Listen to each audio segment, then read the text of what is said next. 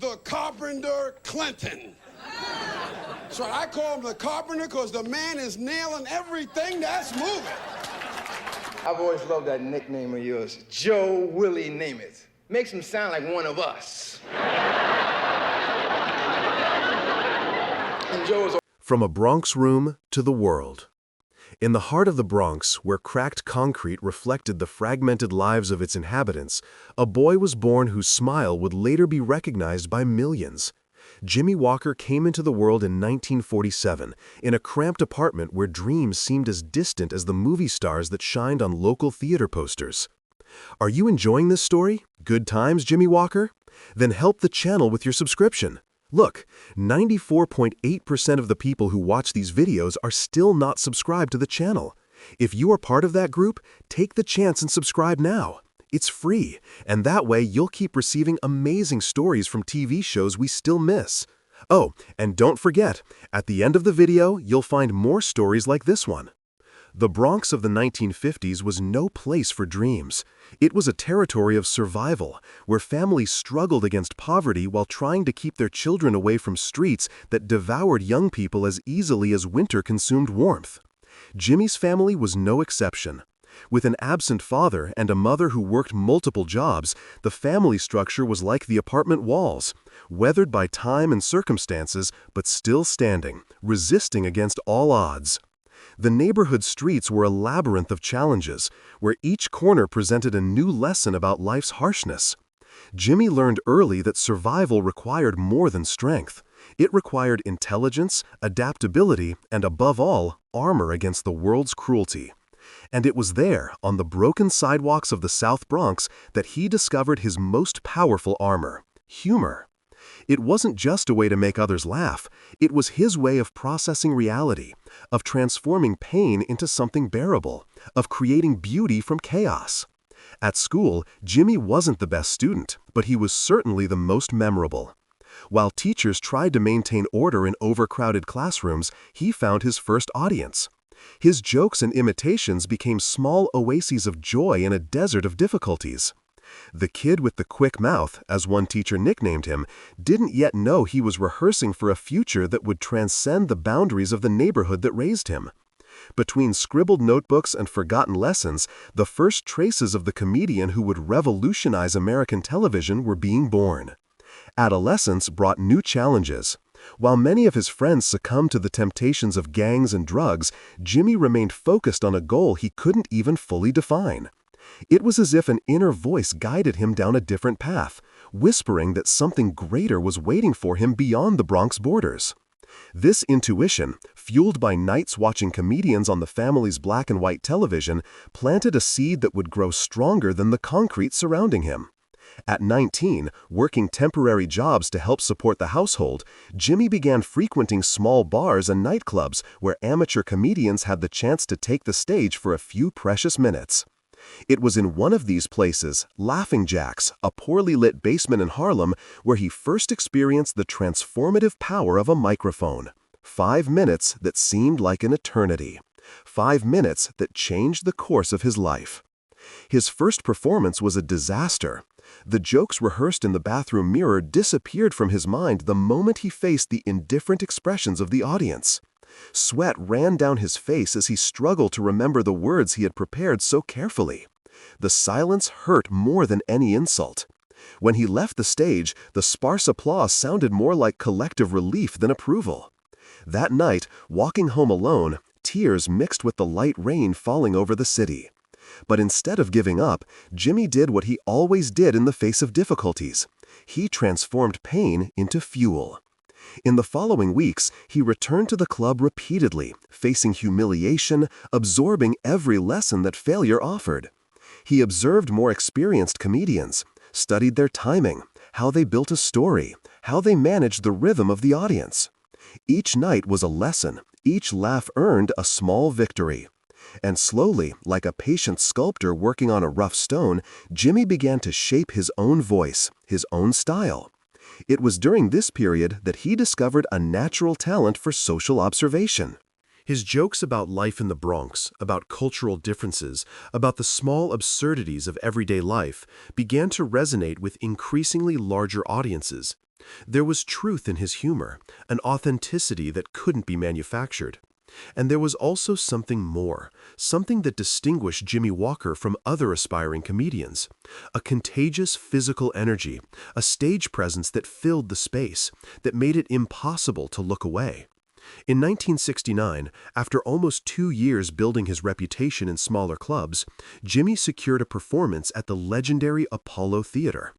The Apollo wasn't just a stage, it was an institution, a temple where the great names of Black American entertainment had left their mark. Taking the Apollo stage was like entering a cathedral of talent, where applause wasn't given, but hard-earned. The Apollo audience was known for its brutal honesty. If they liked you, the sky was the limit. If not, hell would be a more welcoming place. On the night of his Apollo debut, Jimmy felt the weight of history on his shoulders. Backstage, surrounded by artists he admired, he repeated to himself the words his mother always said in difficult moments.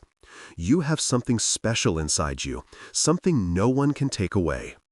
When his name was announced, time seemed to slow down. The steps to center stage were the longest of his life.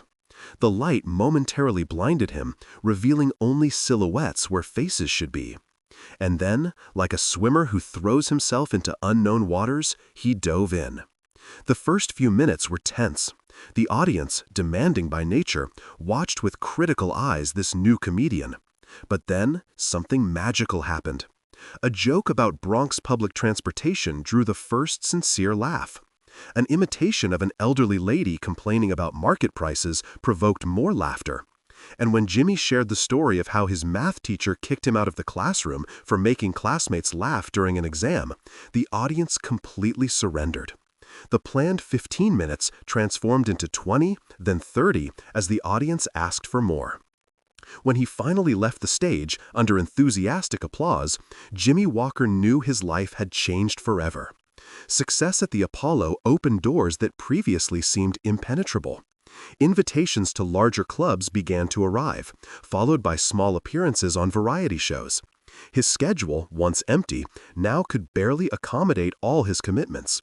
The boy from the Bronx was becoming a known name in New York's comedy circles. But destiny had something even greater in store. In 1973, a television producer who attended one of his performances at the Comedy Store in Los Angeles invited him to audition for a new CBS project, a sitcom focused on an African-American family struggling to survive in a poor Chicago neighborhood. The show, initially called The Black Family, would later be renamed Good Times. The audition was for the role of James Evans Jr., the family's teenage son, a character who, in the original vision, would be just a supporting role. The audition room was filled with serious faces, executives in suits who observed with clinical gazes every movement, every intonation. Jimmy, accustomed to the immediate feedback of live audiences, felt disconnected, as if he were talking to walls. He followed the script as he had rehearsed, but something told him he wasn't reaching these people, that his chance was slipping away. It was then that, in a moment of intuition, or desperation, he decided to abandon the script and do what he knew best: improvise. With a sudden movement, Jimmy rose from his chair, assumed an exaggerated posture, and, with wide eyes and a smile that seemed to occupy half his face, uttered the phrase that would change his career. "Dynamite!" The room, previously silent, erupted in laughter. The executives, formerly impassive, leaned forward, suddenly interested. What was supposed to be just another audition transformed into a defining moment, not just for Jimmy, but for the history of American television. Are you enjoying this story? Good Times, Jimmy Walker? Then help the channel with your subscription. Look, 94.8% of the people who watch these videos are still not subscribed to the channel. If you are part of that group, take the chance and subscribe now. It's free, and that way you'll keep receiving amazing stories from TV shows we still miss. Oh, and don't forget, at the end of the video, you'll find more stories like this one. Days later, the phone call confirming his hiring came accompanied by surprising news. The role of J.J. Evans, initially secondary, would be expanded, becoming one of the focal points of the show. The producers, enchanted with Jimmy's natural energy and charisma, recognized the potential of a character who could connect with young audiences through humor, serving as a counterpoint to the more serious themes the program intended to address. The premiere of Good Times, in February 1974, exceeded all expectations. Critics praised the show's authenticity, its honest approach to life in Chicago's public housing, and viewers quickly fell in love with the characters. But it was J.J. Evans, with his catchphrase "Dynamite" and his exuberant personality, who became the unexpected cultural phenomenon.